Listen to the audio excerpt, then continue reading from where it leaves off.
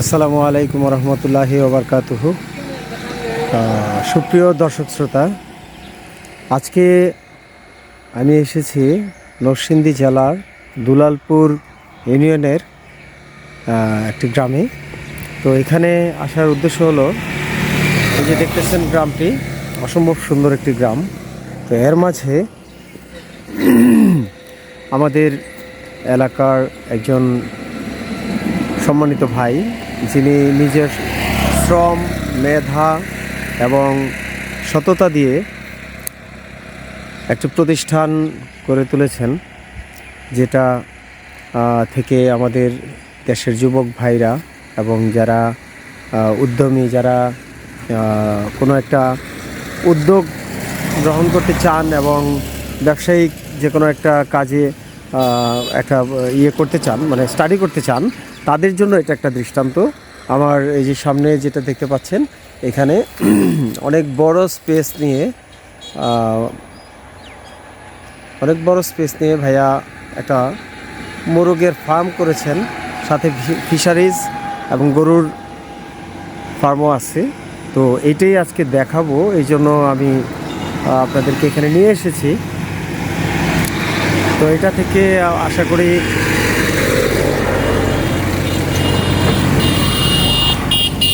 আপনারা যারা জীবনে কিছু করতে চান বা নতুন করে শুরু করতে চান, কিন্তু বুঝতেছেন না যে আসলে কীভাবে শুরু করবেন এবং কিভাবে কি করা যায়, তাদের জন্য আমার মনে হয় এটা অনেকটা ভালো একটু পথ দেখাবে এবং সাহস যোগাবে। তো চলুন, আজকে আমি যাচ্ছি আপনাদেরকে নিয়ে সেই ফার্মে, পোলট্রি ফার্মে। আপনাকে ঘুরে দেখাবো যে ভাইয়া কিভাবে কি করেছেন, কিভাবে এত দূর এসেছেন এবং ওনার পরিশ্রমের পিছনে উৎসাহ, ওনার খরচ এবং ওনার সামনের পরিকল্পনা ফিউচারে কি, সেটাই আজকে তার কাছ থেকে জানবো। তো এই যে দেখতেছেন, messrs Molla poultry and fisheries, Dulalpur, Shibpur, Narsingdi. এই দুলালপুর ইউনিয়নের মেইন মোড়ের পাশেই ওনার এই পোলট্রি এবং ফিশারিজ এর প্রতিষ্ঠানটি। তো আজকে আমরা ঢুকবো, আপনারা আমাদের সঙ্গেই থাকুন।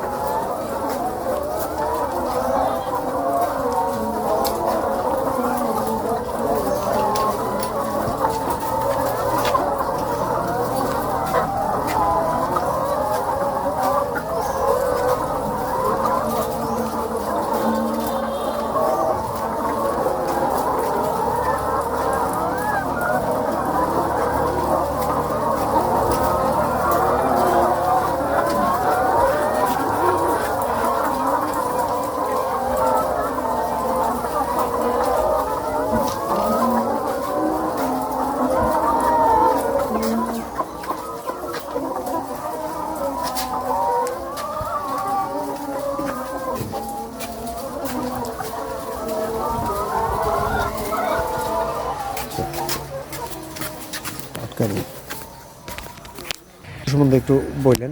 দেখুন সুপ্রিয় দর্শক, আমরা ওনার গরুর যে একটা প্ল্যানিং আছে, এটাও একটু দেখতেছি।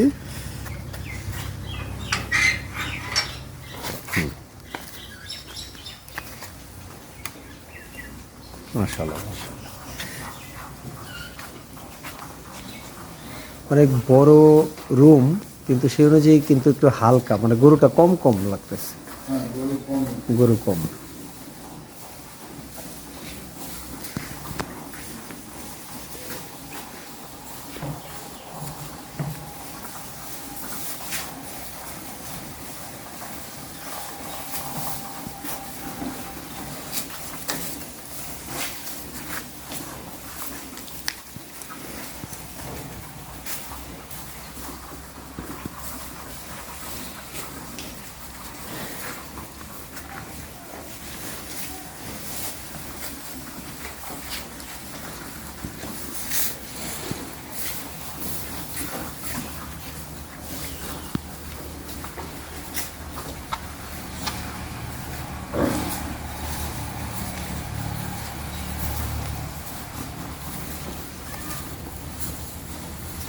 না?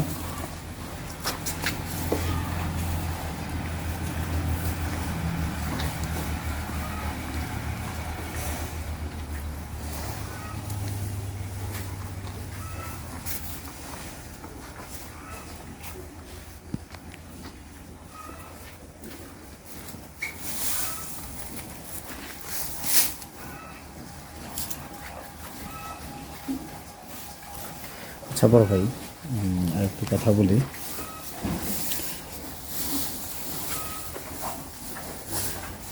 আচ্ছা জয় ভাই, এখন আপনার তো আরও লাগবে, সেটা আপনি করবেন, ঠিক আছে। আমাকে এখানে বলেন তো কোন কোন জাতের গরুটা আছে, মানে এটা কতদিন যাবত আছে বা এখানে কীভাবে আছে হইল কোন বয়স থেকে আপনি কিনছেন বা কি?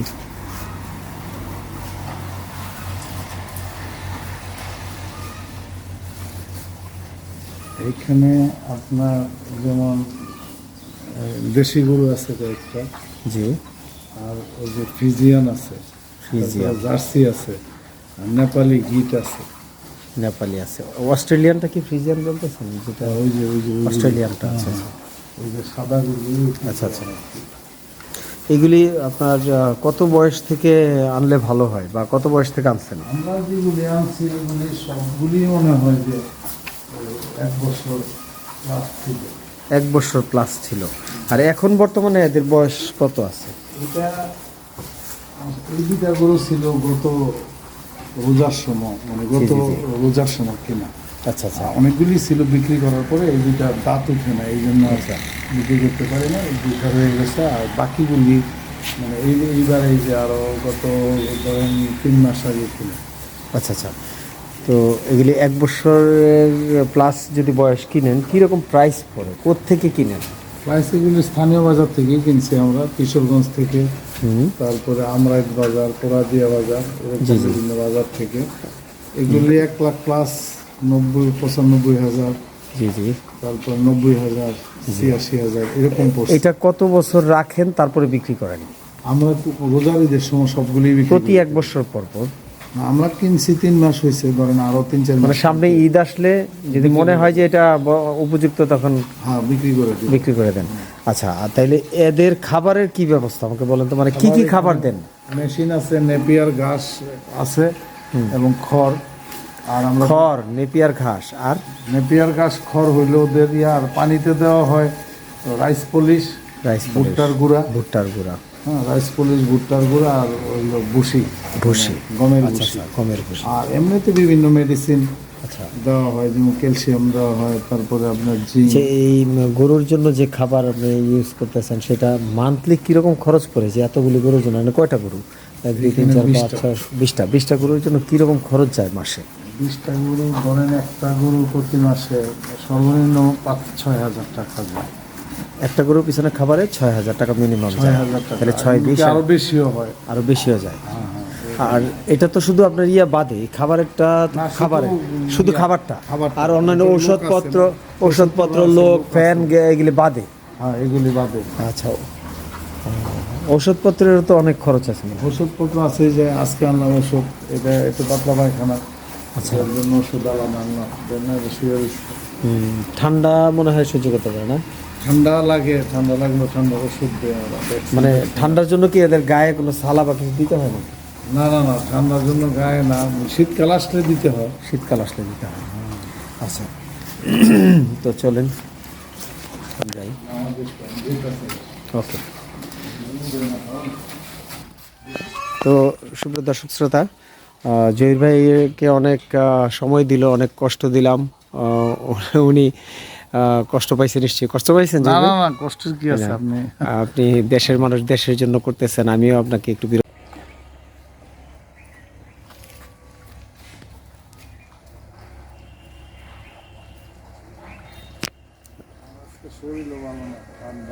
আমি আমি দুপুর থেকে করছিলাম, কিন্তু আপনি বলছে ম্যানেজার সাহেব আসতে, ব্যাংকে কাজ করছেন। জি জি জি, আপনি ব্যস্ত ছিলেন, বললো যে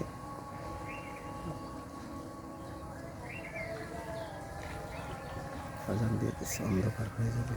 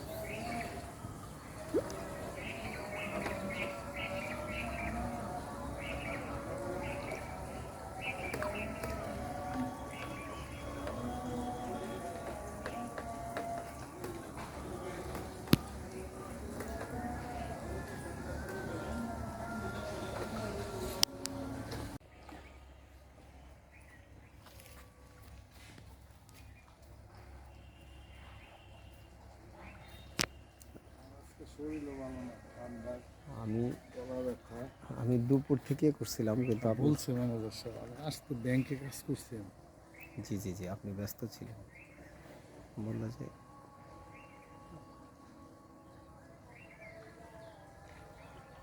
আজান দিয়ে দিচ্ছে, অন্ধকার হয়ে যাবে।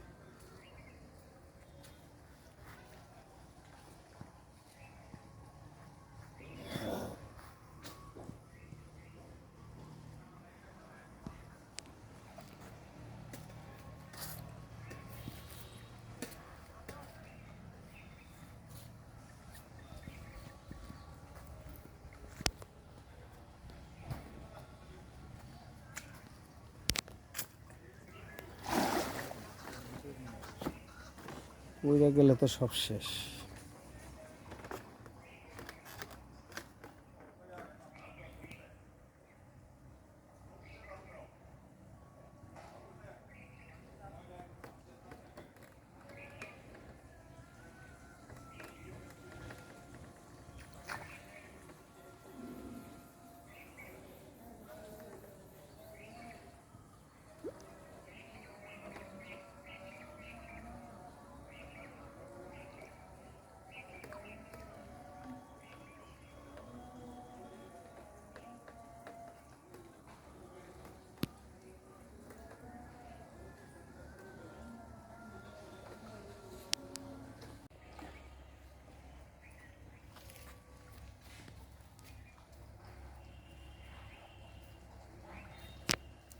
আজকে শরীরও ভালো না, ঠান্ডা, আমি গলা ব্যথা।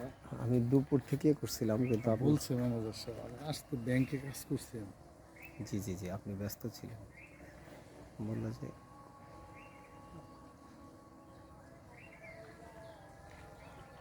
আজান দিয়ে দিচ্ছে, অন্ধকার হয়ে যাবে।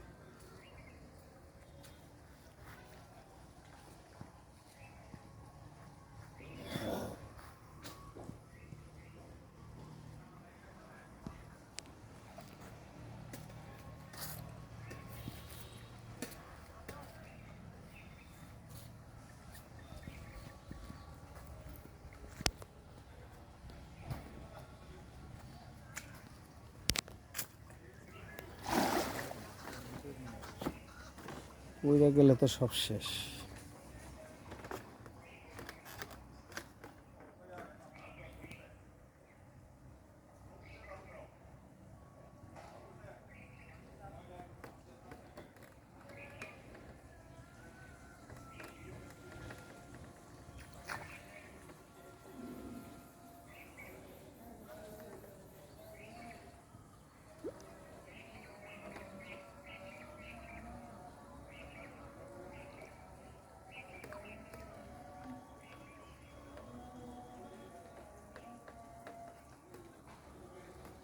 যুক্ত করলাম, কিছু মনে করেন না, মনে কোনো কষ্ট রাখেন না।